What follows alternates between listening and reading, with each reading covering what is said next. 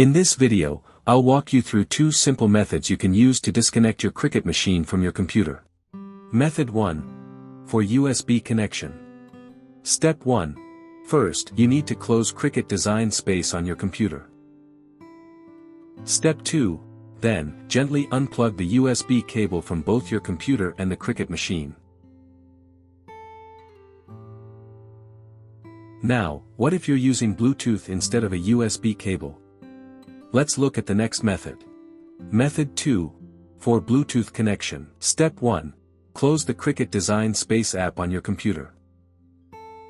Step 2.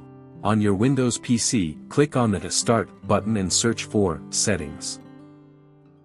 Step 3. When the settings appear in the search result, click on Open.